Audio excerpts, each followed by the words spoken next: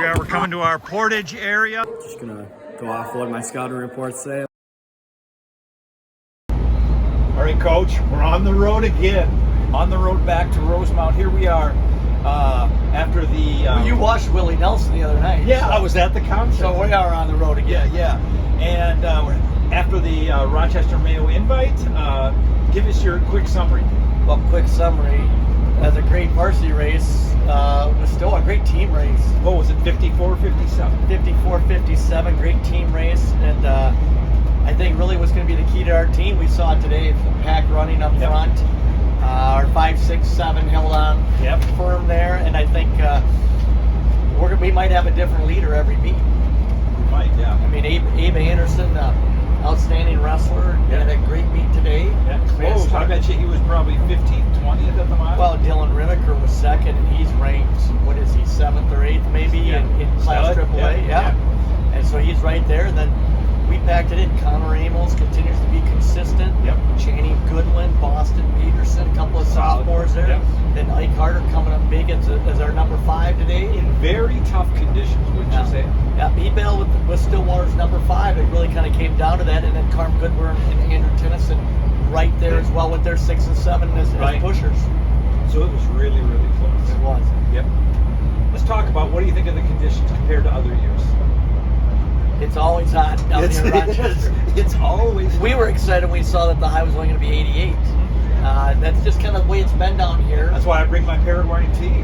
You've got the Paraguayan tea, and it's just always hot down here, and always has been. For whatever reason. Yep. So how about JV? JV, we're solid. I don't have all of the scores out. I think we were second. Warmer during JV. That's number 1. It's an hour earlier, so it makes the difference. Definitely, Drew Molinar, solid race up front, and then Quinn Zeisler.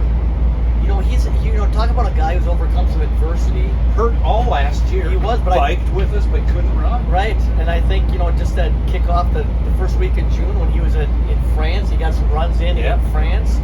And he felt that liberation at Normandy, and I think that's really kind of spurred him. And then Isaac Heggie was our third guy in JV, and then is tentatively a GRIAC spot. I guess you're going to have to make those calls. And then Trent Norman, the lacrosse guy, great finish. There's a great upside. I can see where he's a big time player for the lacrosse team. Lance Keene's squad. Yep.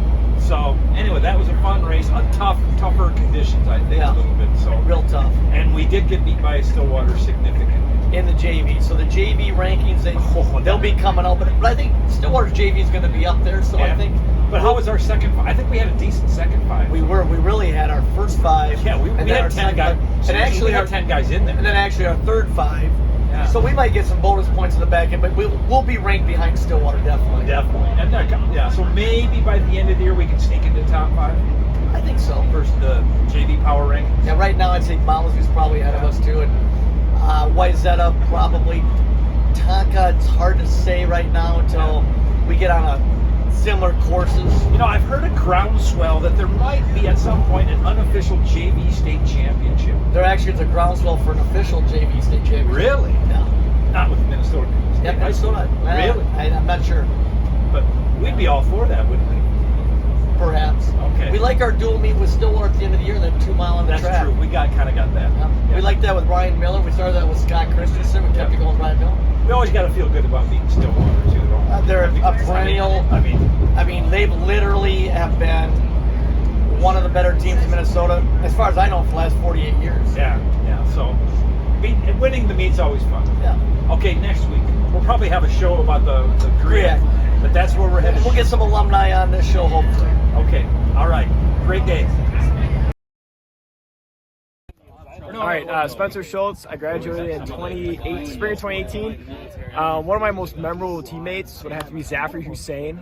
He graduated my sophomore year, and he brought a lot of energy to practice, a lot of good jokes, and was willing to put it all out there on the course. Zafri Hussein's my memorable teammate pick. There we go. Thank you. Yeah. We're here with George Edgar, class of 2023. George, we're asking alums their most memorable high school teammate and maybe why they were. I would say for me it's a mix between Austin Baudet and Will Harter because of spaghetti dinners.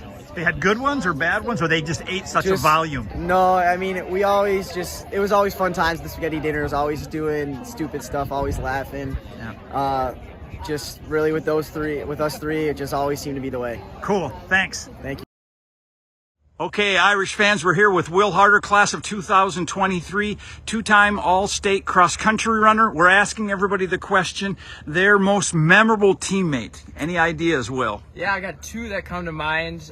One would be my good friend George Todd Edgar. Yep. Won 2 bocce titles at camp, so that was a lot of fun. That's a huge memory, you're right. And another one would be Cole Adams.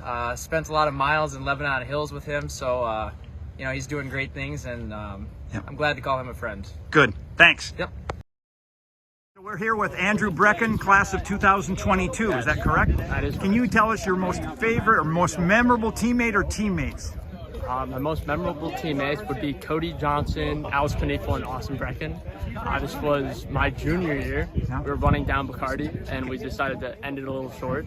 Okay. Took a left turn, got lost, and decided to run back on Highway 3 to get back to practice. How'd that go? It actually went pretty well. On the sole worry that Coach was going to kill us, but we made it back safe. We're Did fine. he chew you out? No, he doesn't know to this day. Okay. Maybe he will after this episode. But All right, thanks. yeah.